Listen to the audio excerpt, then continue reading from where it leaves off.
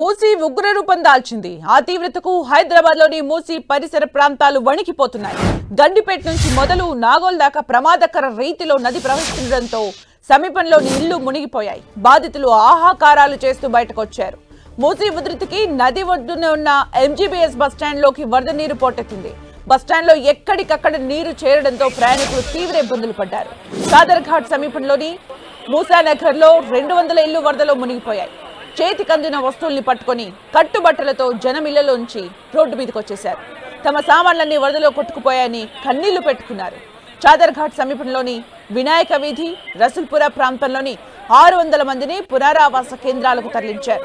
వీరిలో చాదర్ ఘాట్ శివాజీ బ్రిడ్జ్ కింద భూలక్ష్మి ఆలయ సమీపంలో ఉన్న 55 మందిని గోడేకి ఖబర్ ప్రాంతంలోని కమ్యూనిటీ కేంద్రానికి తరలించారు. చాదర్ ఘాట్ కాజ్వేపై నుంచి నీరు వెళ్తుండటంతో ట్రాఫిక్ జామ్ ఏర్పడింది. కాజ్వేను ఏ క్షణమైనా మూసివేసే అవకాశం ఉంది.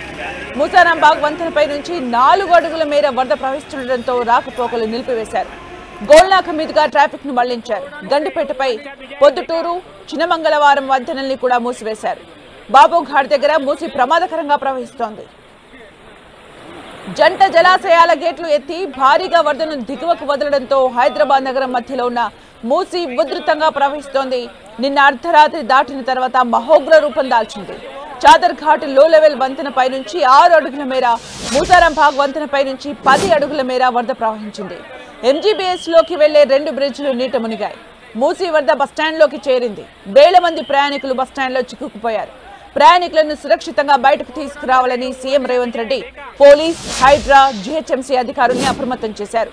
పరిస్థితిని స్వయంగా అర్ధరాత్రి సమీక్షించారు. మూసీ అంతకంతకు పెరగడంతో పరివాహక కాలనీల్లో జనాలు అర్ధరాత్రి బిక్కుబిక్కుమంటూ గడిపారు. కొద్ది రోజులుగా కురుస్తున్న వర్షాలతో జంట జలాశయాలు హిమాయత్ సాగర్, ఉస్మాన్ సాగర్ నిండుకుండలా ఉన్నాయి. గురువారం రాత్రి నుంచి నిన్నటి వరకు ఎగువన కురిసిన వర్షాలతో జంట జలాశయాల్లోకి ప్రవాహం పెరిగింది. దీంతో 13,500 క్యూసెక్ల నీటిని దిగువకు వదిలారు. ఎగువ నుంచి ప్రవాహం పెరగడంతో రాత్రి 8 గంటల తర్వాత 35,000 క్యూసెక్ల నీటిని వదలడంతో మూసీ పొడవునా భయాందోళనలు నెలకొన్నాయి.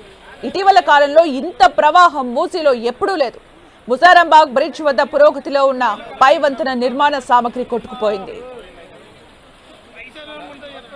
నదికి ఇరువైపులా అంబేద్కర్ బస్తీతో సహా పలు కాలనీలు నీట మునిగాయి. అధికారులు 100 మందిని సమీపంలోని పునరావాస కేంద్రాలకు తరలించారు. మూసానగర్, శంకర్ నగర్ బస్తీలోని పలు కుటుంబాలు ఇళ్లను ఖాళీ చేయకపోవడంతో పోలీసులు బలవంతంగా బయటకు తీసుకెళ్లారు. ఈ 2 వంతెనలపై వాహనాల రాకపోకల్ని పోలీసులు నిలిపివేశారు. దాని ప్రభావంతో దిల్సుఖ్ నగర్, కోఠి మధ్య ట్రాఫిక్ సమస్య తలెత్తింది. 1908లో కూడా సెప్టెంబర్ 26నే మూసీ నదికి వరదలొచ్చాయి. అప్పుడు వచ్చిన వరదలకు వేలాది మంది ప్రాణాలు కోల్పోగా దాదాపు 20,000 ఇళ్లు నేలమట్టమయ్యాయి. దీంతో హైదరాబాద్ నగరాన్ని వరదల నుంచి రక్షించడానికి ఉస్మాన్ సాగర్, హిమాయత్ సాగర్ జలాశయాన్ని నిర్మించారు. మళ్లీ ఇప్పుడు సెప్టెంబర్ 26నే మూసీ వరద ముంచెత్తడంతో నాటి సంఘటనల్ని ప్రజలు గుర్తు చేసుకుంటున్నారు.